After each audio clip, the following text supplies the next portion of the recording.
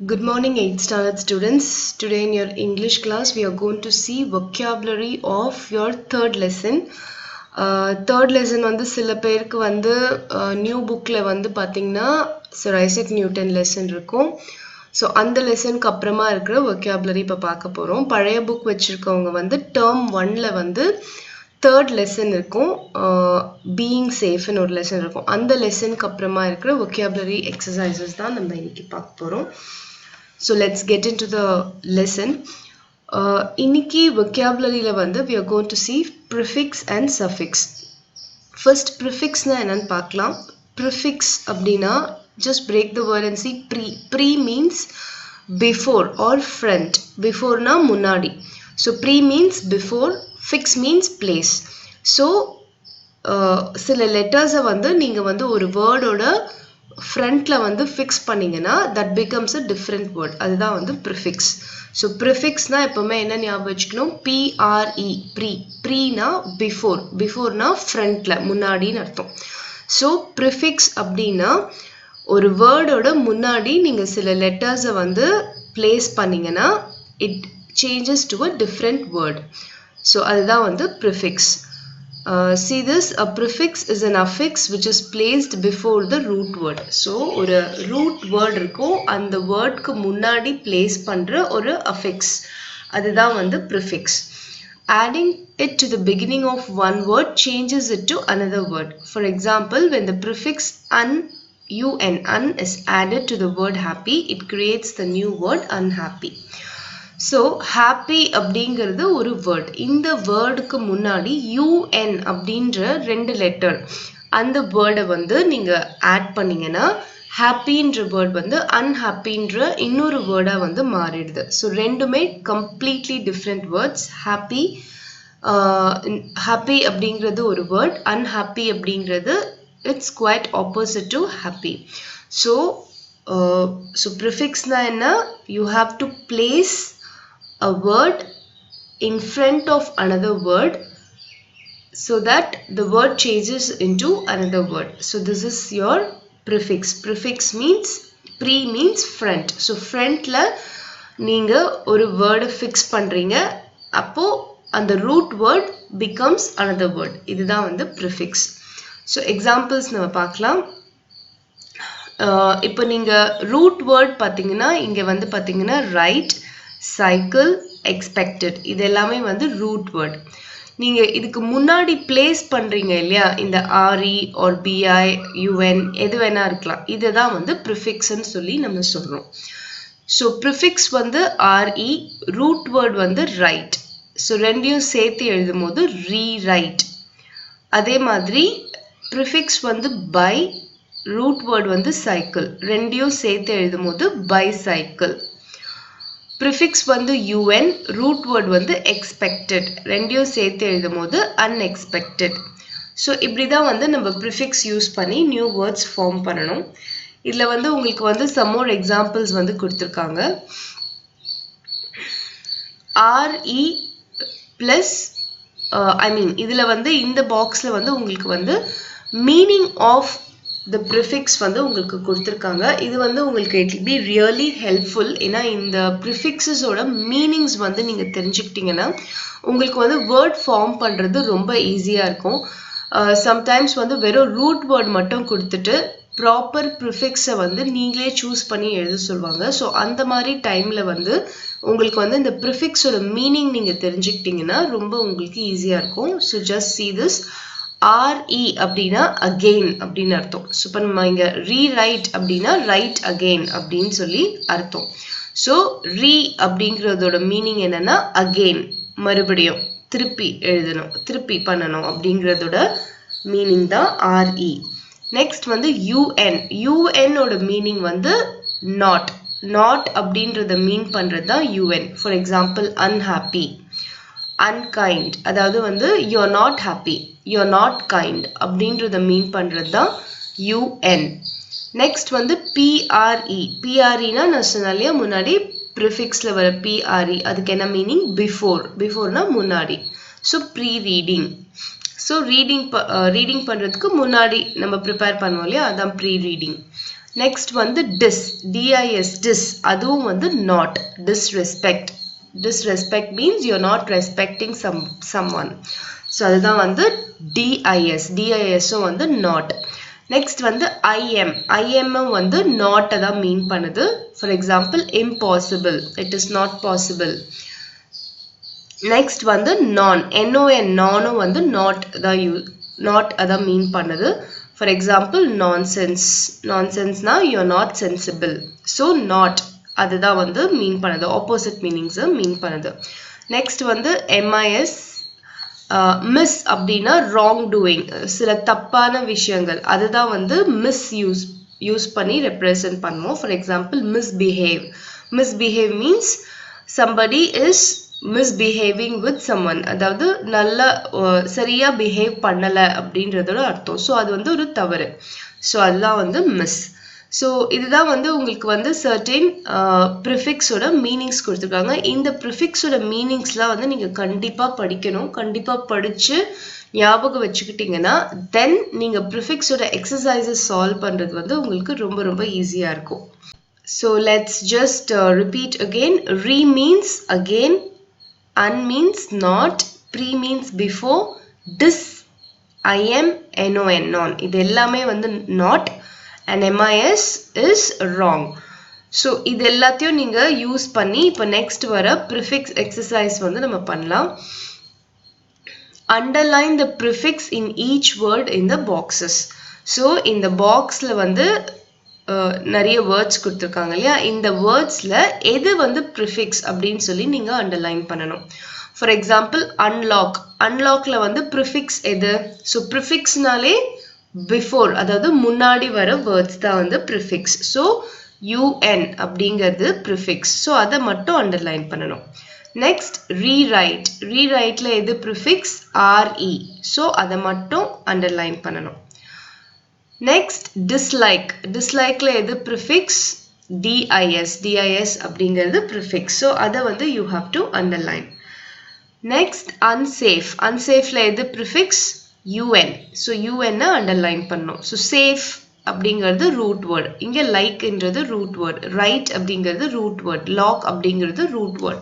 So இந்த root wordsக்கு எல்லாத்துக்கும் frontல நம்ம சில வேர்ட்ஸை வந்து சில லெட்டர்ஸை வந்து ஆட் பண்ணுறதா வந்து ப்ரிஃபிக்ஸ். ஸோ ப்ரிஃபிக்ஸை மட்டும் நீங்கள் இதில் அண்டர்லைன் பண்ணணும். மீதி இருக்கிற வேர்ட்ஸ்லாம் நீங்கள் ஆன் யுவர் ஓன் பண்ணுங்கள். ஆன்சர்ஸ் வந்து வீடியோட எண்டில் கொடுத்துருக்கேன். ஸோ ப்ரிஃபிக்ஸ் பார்த்தாச்சு. நெக்ஸ்ட் வந்து சஃபிக்ஸ். ஸோ ப்ரிஃபிக்ஸோட கம்ப்ளீட் ஆப்போசிட் தான் வந்து சஃபிக்ஸ். சஃப் அப்படின்னா வந்து ரியர், ரியர்னா வந்து பேக்னு அர்த்தம், பின்னாடி. So a suffix is an affix which is placed after the root word. எப்படி prefix அப்படிங்கிறது before the root word O, suffix அப்படிங்கிறது after the root word. So prefix ஓட அப்படியே opposite. ஒரு root wordக்கு பின்னால நீங்க வந்து சில words or letters add பண்ணீங்கன்னா அது வந்து suffix. So these suffixes change the meaning or grammatical function of a root word. So once நீங்க வந்து prefix ஆகட்டும் suffix ஆகட்டும் நீங்க ஒரு root word ஓட add பண்ணி இன்னொரு வேர்டை நீங்க எழுதும்போது கம்ப்ளீட்டா அதனோட மீனிங், அந்த வேர்டோட மீனிங்கே வந்து சேஞ்ச் ஆயிடும். அப்படி இல்லைன்னா grammatical functions வந்து சேஞ்ச் ஆகும். எக்ஸாம்பிள் பாருங்க, happy suffix வந்து ness.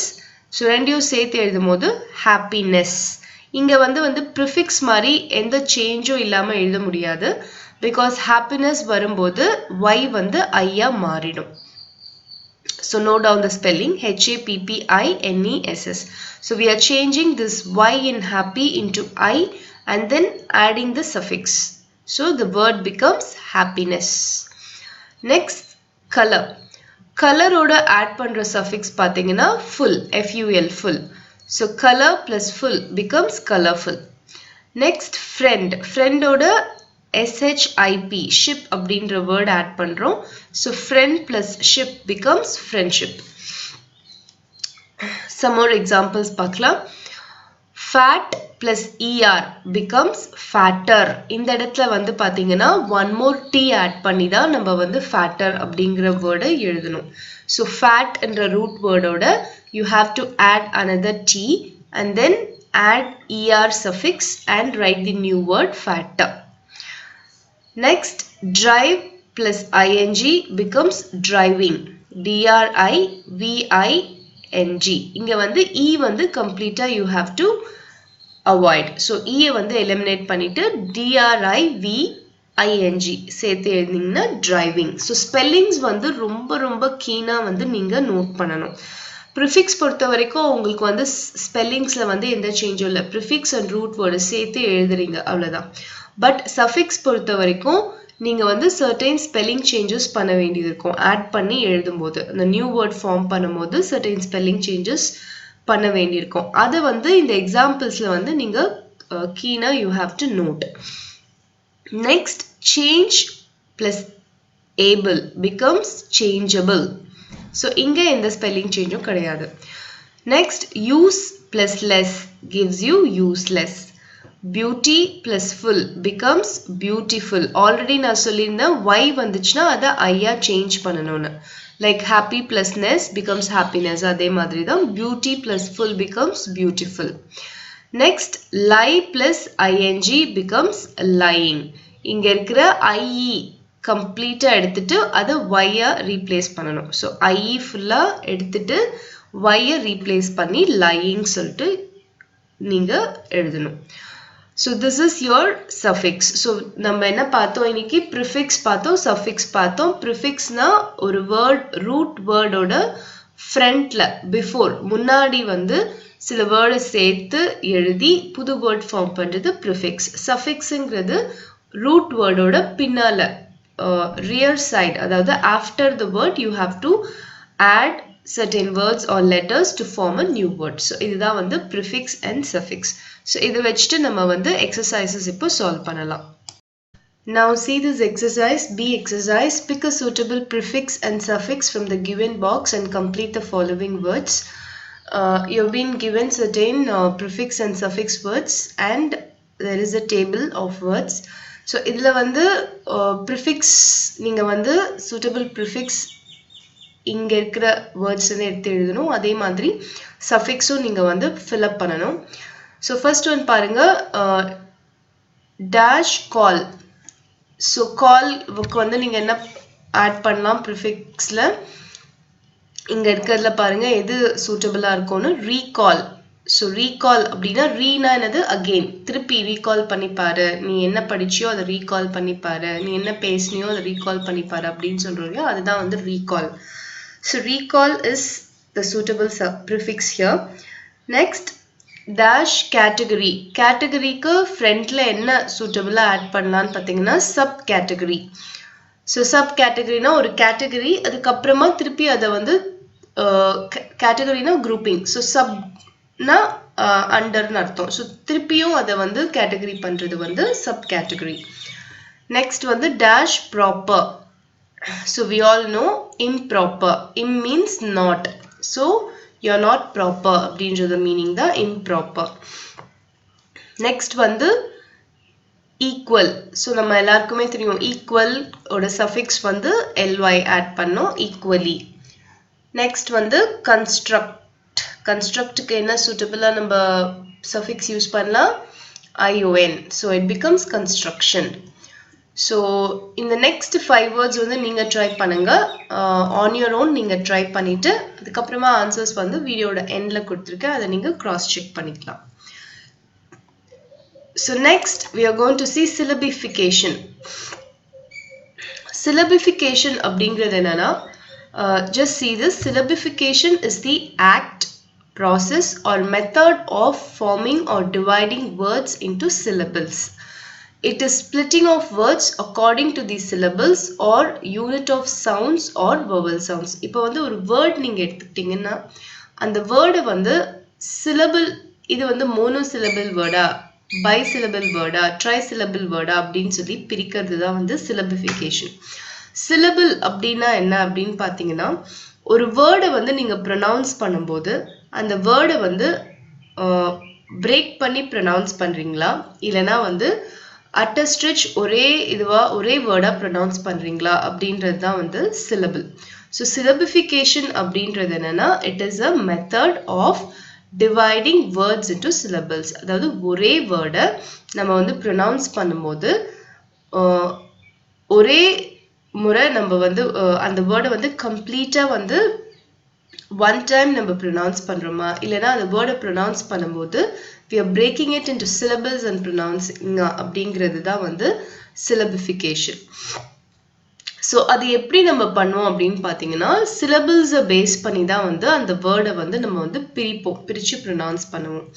அந்த syllables தான் வந்து sounds. So sounds-ஐ யூஸ் பண்ணி தான் வந்து நம்ம வந்து அந்த வேர்டை வந்து நம்ம பிரிச்சு pronounce பண்ணுவோம். இது வந்து பாத்தீங்கன்னா உங்களுக்கு வந்து every week நான் வந்து phonics வந்து நான் வந்து உங்களுக்கு அனுப்பிட்டு இருக்கேன். அதாவது வந்து ஒரு வேர்டை வந்து எப்படி வந்து நம்ம pronounce பண்றது அதுக்கு வந்து பேசிக் வந்து பாத்தீங்கன்னா short vowel sounds, long vowel sounds, consonants ஓட pronunciation இது எல்லாமே வந்து நம்ம கவர் பண்ணிட்டு இருக்கோம். So அதுதான் வந்து பேசிக். So short vowel வரும்போது அந்த இடத்தை வந்து நம்ம break பண்ணி syllable-ஆ வந்து நம்ம பிரிப்போம். அதே மாதிரி லாங் வவல் வரும்போது கான்சனன்ட்ஸ் வரும்போது டிஃப்ரெண்ட் நம்ம வந்து பிரிப்போம்.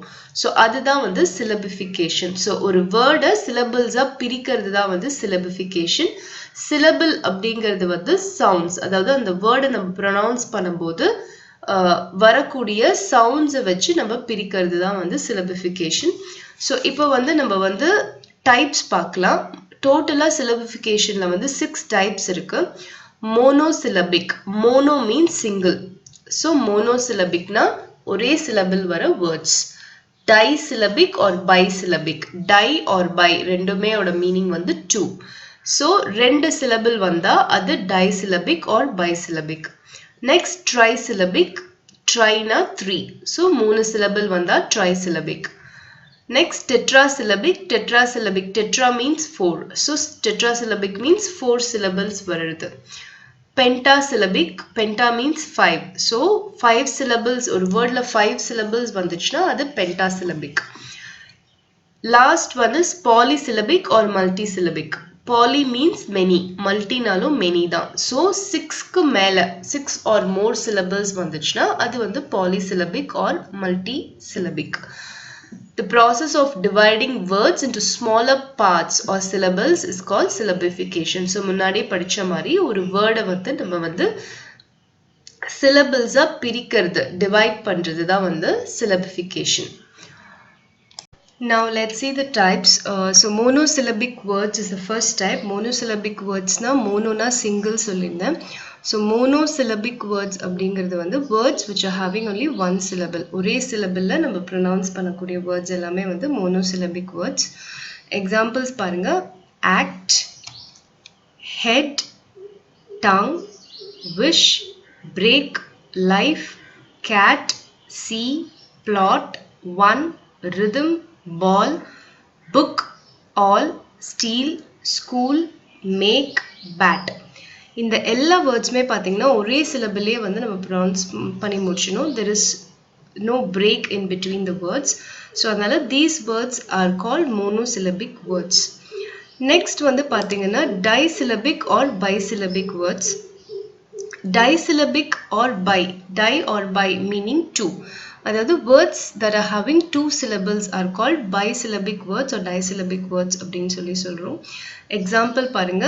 again, instead, purpose, outbreak, covered, suspect, rubber, delay, program, moral, ending, leader, beside, woman, vanquish, direct, careful, rejoice.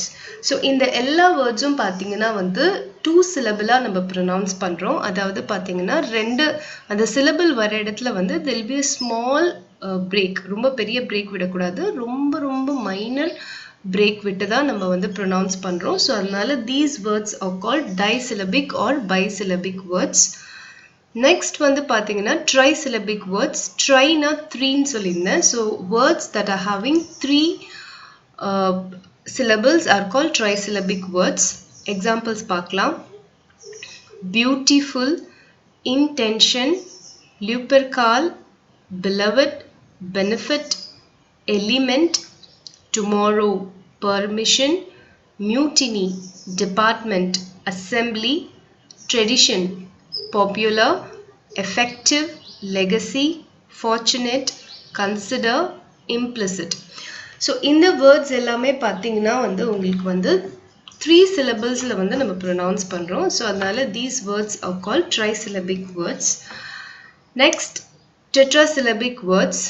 Tetra na 4 nu சொல்லிருந்தேன். So words that are having 4 syllables are called tetrasyllabic words.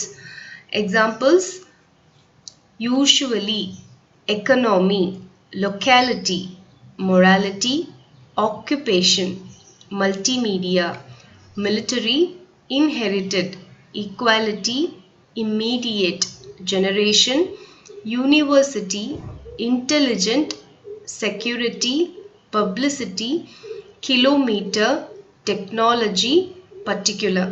So இது எல்லாமே பார்த்தீங்கன்னா உங்களுக்கு வந்து 4 syllablesல வந்து break ஆகி நம்ம pronounce பண்ற மாதிரி இருக்கு. So அதனால these words are called tetrasyllabic words.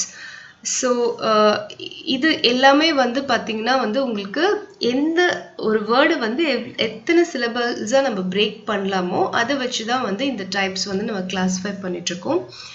Next வந்து பார்த்தீங்கன்னா pentasyllabic words. Pentasyllabic words, penta means 5ன்னு சொல்லியிருந்தேன். ஸோ பென்டாசிலபிக் வேர்ட்ஸ்னா words that are having 5 syllables are called pentasyllabic words. Examples பாருங்க: examination, qualification, participation, determination, modification, initiative, communication, representation, interpretation, accommodation, personality, fundamentally, imagination, specification, evaluation, representative, justification, negotiation. So இந்த words எல்லாமே பார்த்தீங்கன்னா வந்து உங்களுக்கு 5 syllablesஆ வந்து break பண்ணி நம்ம pronounce பண்ணுறோம். ஸோ அதனால் தீஸ் ஆர் கால் பென்டாசிலபிக் வேர்ட்ஸ். எப்போதுமே வந்து இந்த மாதிரி பெரிய பெரிய வேர்ட்ஸ் எல்லாம் வரும்போது இந்த மாதிரி சிலபிள்ஸாக நீங்கள் வந்து பிரிச்சிட்டிங்கன்னா அதை வந்து உங்களுக்கு ப்ரொனவுன்ஸ் பண்ணுறதும் ஈஸியாக இருக்கும். எக்ஸாம்பிள் வந்து பாருங்கள், எக்ஸாமினேஷன் அப்படின்னு இருக்குது. ஸோ இந்த இஎக்ஸ்க்கு அப்புறம் ஒரு ஹைஃபன் போட்டிருக்காங்க இல்லையா? ஸோ இதுதான் வந்து ஃபர்ஸ்ட் சிலபிள். எக்ஸ் அப்படிங்கிறது ஃபர்ஸ்ட் சிலபிள். ஸோ இதை நீங்கள் எப்படி ப்ரொனவுன்ஸ் பண்ணுவீங்க? இஎக்ஸை எக்ஸ் அப்படின்னு சொல்லி ப்ரொனவுன்ஸ் பண்ணுவீங்க. நெக்ஸ்ட் வந்து ஏ. ஏ வந்து தனி சிலபிள், எக்ஸா அ. இங்க வந்து ஏ வந்து அ, ஷார்ட் வவல் சவுண்ட். ஸோ எக்ஸாமினேட், எக்ஸா. ஸோ இது வந்து another syllable in this particular word. Next வந்து mi, me. மீன்றது வந்து third syllable of this word. So mi எப்படி pronounce பண்ணும்? mi you have to pronounce me. So நீங்கள் வந்து இப்போ 3 syllable வந்து படிச்சிருக்கீங்க. இஎக்ஸை எக்ஸ்ன்னு படிச்சிருக்கீங்க, ஏவை அ படிச்சிருக்கீங்க, எம்ஐயை மீன் படிச்சிருக்கீங்க. ஸோ சேர்த்து படிக்கும் போது எக்ஸாமி. ஸோ எக்ஸாமினேஷன் அப்படின்ற அந்த ஃபுல் வேர்டை பாதி நீங்கள் படிச்சிட்டீங்க, எக்ஸாமி. நெக்ஸ்ட் வந்து என்ஏ. என்ஏ வந்து எப்படி ப்ரொனவுன்ஸ் பண்ணும்? ந. ஸோ எக்ஸாமினே.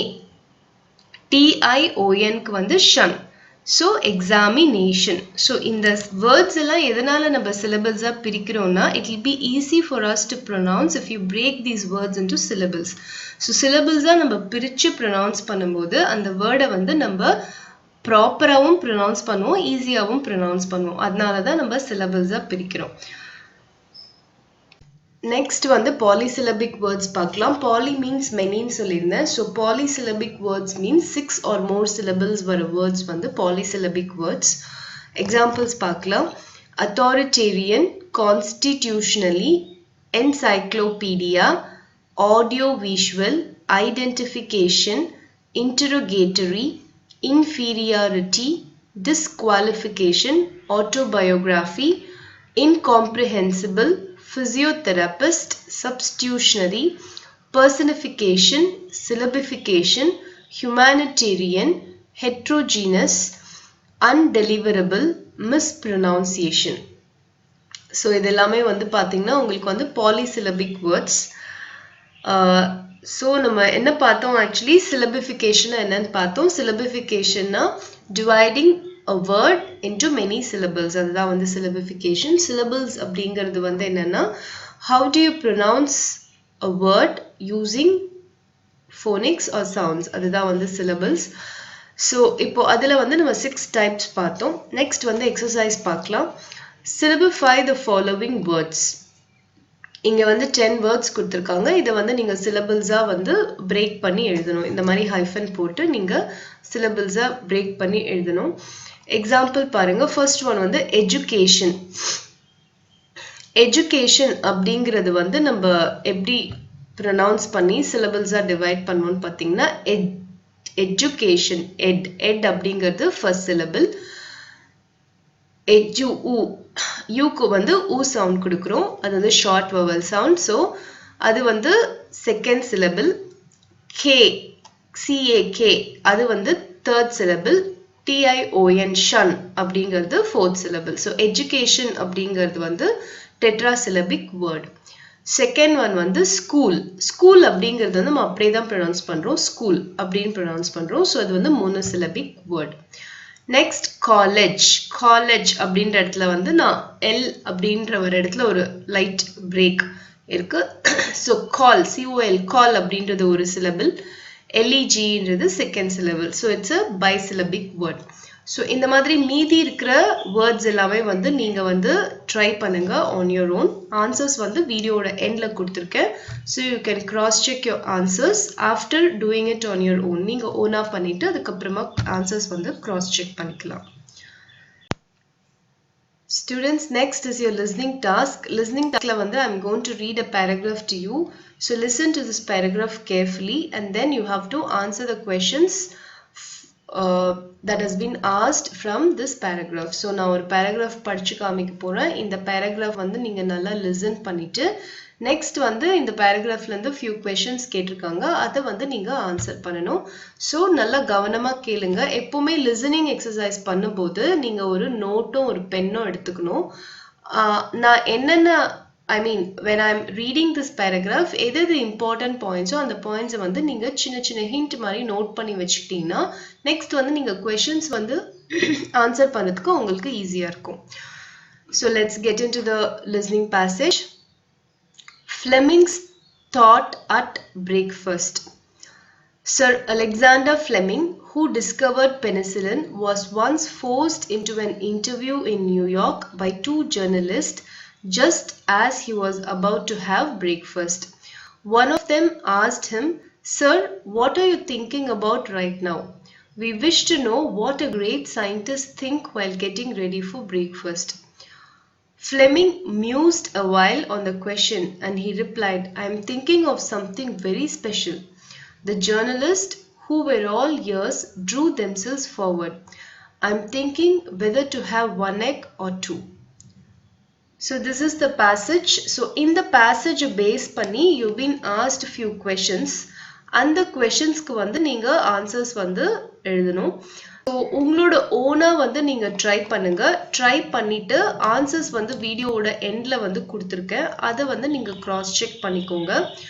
கிராஸ் செக் பண்ணிட்டு உங்களோட ஆன்சர்ஸ் வந்து நீங்க கரெக்ட் பண்ணிக்கோங்க. So this is your today's listening task.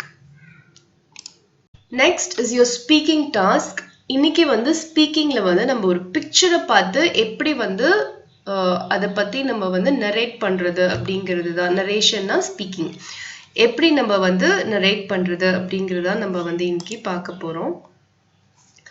So take a few minutes and make hints of the picture. Arrange your thoughts. Using the points you write, deliver a small speech focusing the issue picturized here. Give an interesting and informative speech. Your speech should include the cause and the solution. So இப்போ இந்த பிக்சர்ல நம்ம என்ன பார்க்குறோம் அப்படிங்கிறத வந்து first வந்து point by பாயிண்டா நீங்க வந்து ஒரு நோட் புக்ல எழுதிக்கணும். ஸோ பிக்சர்ல நம்ம என்ன பார்க்குறோம், நிறைய ஸ்மோக் வந்து எமிட் ஆயிட்டு இருக்கு. So it is causing air pollution இல்லையா? இப்போ நம்ம ஃபேக்டரிஸ்லாம் வந்து வெளியே வர இந்த ஸ்மோக்னால வந்து கண்டிப்பா ஏர் வந்து பொல்யூட் ஆகுது. ஸோ ஃபேக்டரியிலேருந்து வர factory smoke causes air pollution. இது வந்து ஃபர்ஸ்ட் பாயிண்ட். நெக்ஸ்ட் வந்து பாத்தீங்கன்னா நிறைய வெஹிக்கிள்ஸ் போயிட்டு இருக்கு. வெஹிக்கிள்ஸ்ல வந்து பாத்தீங்கன்னா எமிட் ஆகிற அந்த ஸ்மோக் அதுவும் வந்து it causes air pollution. So second point is this. Third point வந்து பாருங்க, ட்ரீஸ்லாம் எப்படி இருக்குன்னு பாருங்க. There are no leaves. Trees are all dead. So இப்படி இருக்கும்போது ட்ரீஸால வந்து it cannot take the carbon dioxide and give out the oxygen, which is very very essential for human beings. So இது வந்து third point. Next வந்து see the water body, how it is. It's full of plastic. So இங்க வந்து வாட்டரும் pollute ஆயிருக்கு. So இது வந்து fourth point. So இப்போ நான் சொன்ன மாதிரி இந்த பிக்சர்ல நீங்க என்னென்ன பார்க்குறீங்களோ அதை வந்து you have to just point by point எழுதி வச்சுக்கோங்க. எழுதி வச்சுக்கிட்டு நெக்ஸ்ட் வந்து சென்டென்ஸ் ஃபார்ம் பண்ணணும். ஸோ இந்த பிக்சர்ல வந்து என்ன இருக்கு, what are the causes of pollution, அதை வந்து ஃபர்ஸ்ட் நீங்க சொல்லிடுங்க. நெக்ஸ்ட் வந்து what are the solutions for this, இதெல்லாம் வந்து நம்ம சரி பண்ணணும்னா என்ன பண்ணணும் அப்படிங்கிறதையும் நீங்க வந்து சொல்லணும்.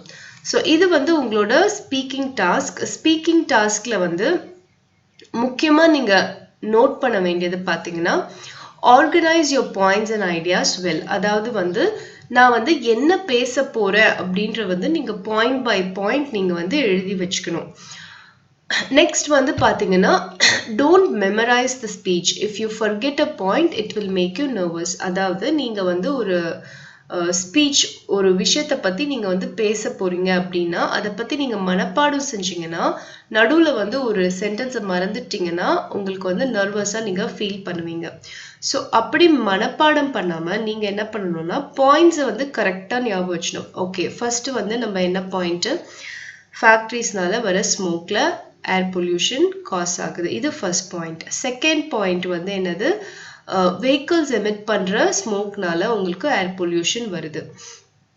தேர்ட் பாயிண்ட் வந்து பாத்தீங்கன்னா இந்த ஏர் பொல்யூஷன்னால ட்ரீஸ் எல்லாமே வந்து it cannot survive. So trees survive ஆகலனா human population cannot survive. இது தேர்ட் பாயிண்ட். ஃபோர்த் பாயிண்ட் என்ன, வாட்டர் பொல்யூஷன். வாட்டர் பொல்யூஷன் வந்து நம்ம பிளாஸ்டிக்ஸ் எல்லாம் வந்து வாட்டர் பாடியில வந்து த்ராஷ் பண்றதுனால வாட்டர் பாடி பொல்யூட் ஆகுது. ஸோ இந்த பாயிண்ட்ஸ் எல்லாம் நீங்க ஞாபகம் வச்சுக்கிட்டு உங்களோட ஓன் சென்டென்ஸ்ல நீங்க பேச ஆரம்பிக்கணும்.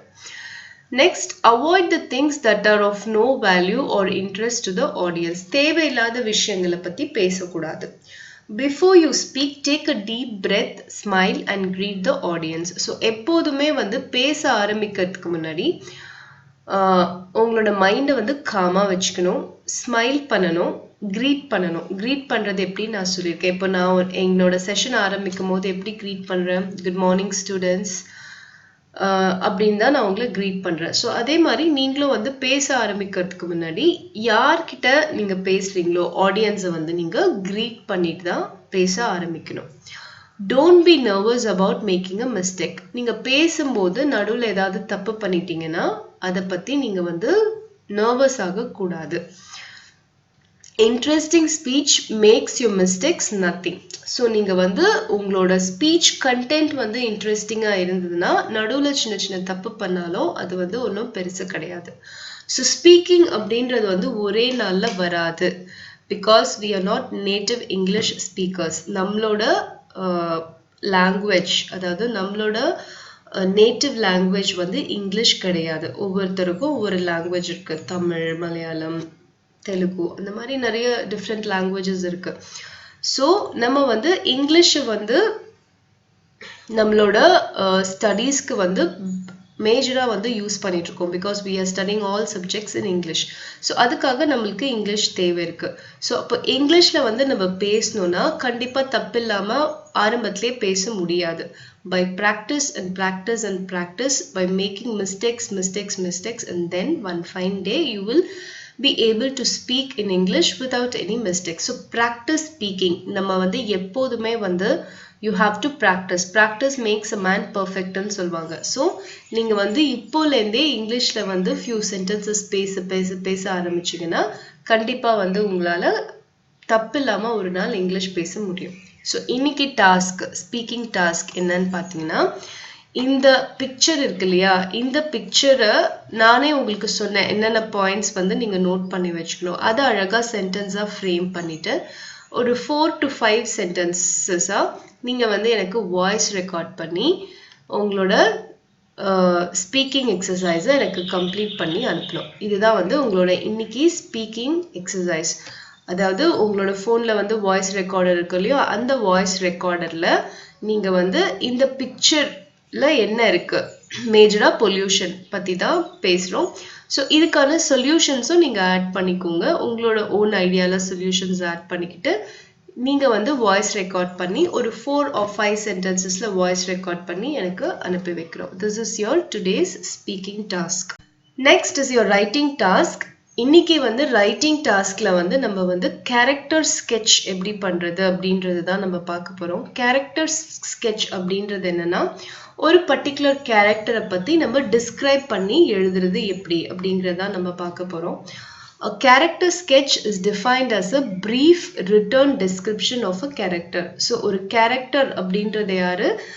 ஒரு பர்சனாலிட்டியை தான் வந்து நம்ம கேரக்டர் அப்படின்னு சொல்றோம். ஸோ எந்த பர்சனாலிட்டியா வேணா இருக்கலாம்.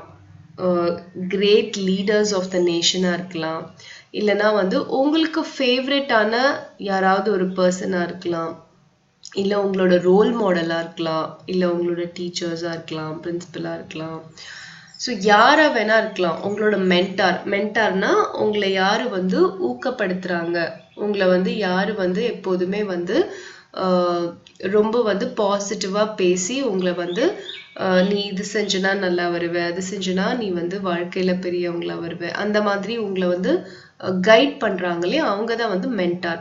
ஸோ யாரா வேணா இருக்கலாம். உங்களோட அம்மாவா இருக்கலாம், அப்பாவா இருக்கலாம். So whom do you admire or இவங்க வந்து எனக்கு ரொம்ப பிடிக்கும் அப்படின்னு நீங்க நினைக்கிறீங்க இல்லையா, அவங்கள பத்தின ஒரு டெஸ்கிரிப்ஷன் தான் இப்ப நம்ம எப்படி எழுதுறதுன்னு பார்க்க போறோம்.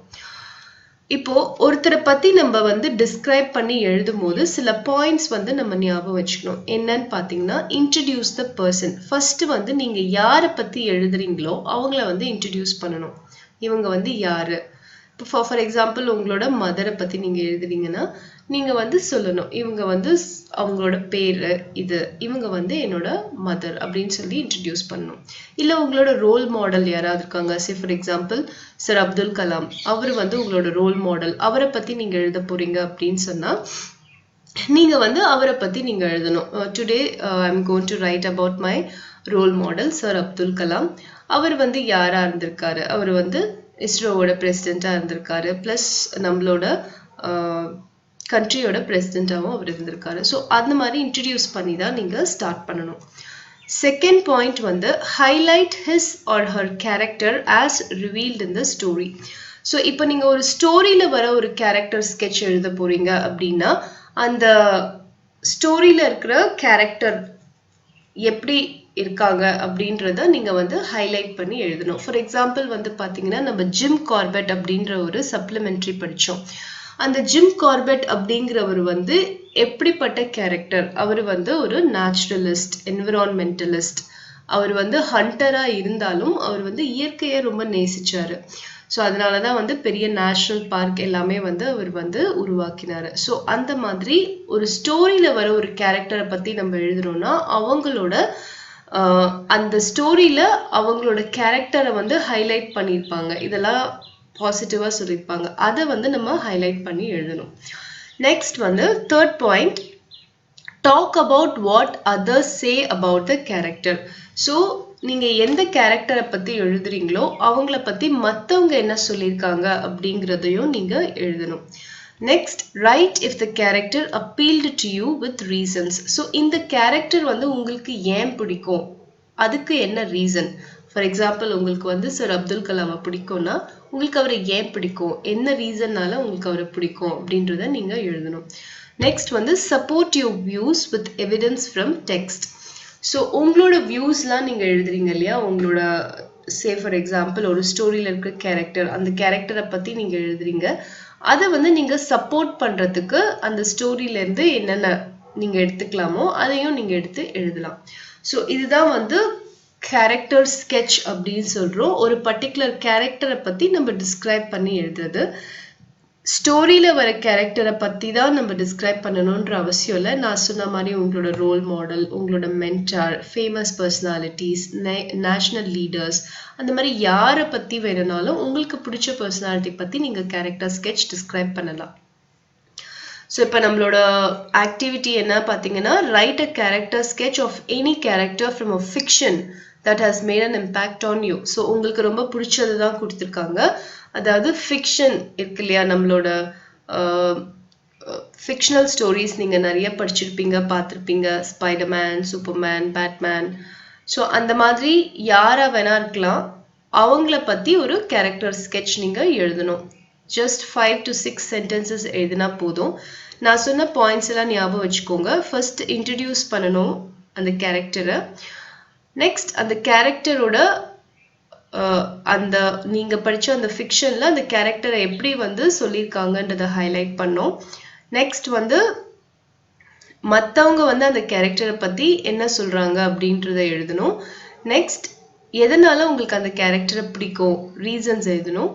நெக்ஸ்ட் வந்து உங்களோட வியூஸை வந்து சப்போர்ட் பண்ணி க்ளோஸ் பண்ணணும். ஸோ இதுதான் வந்து ரைட்டிங் டாஸ்க். ஸோ உங்களுக்கு பிடிச்ச ஃபிக்ஷனல் ஸ்டோரியில் வர எந்த சூப்பர் ஹீரோவாக வேணா இருக்கலாம், இல்லை வேற ஏதாவது நீங்கள் ஸ்டோரி படிச்சிருப்பீங்க, அந்த ஸ்டோரியில் வந்த கேரக்டர் வந்து உங்களுக்கு ரொம்ப பிடிச்சிருந்துருக்கும், அந்த கேரக்டராக கூட இருக்கலாம், யாராக வேணா இருக்கலாம்.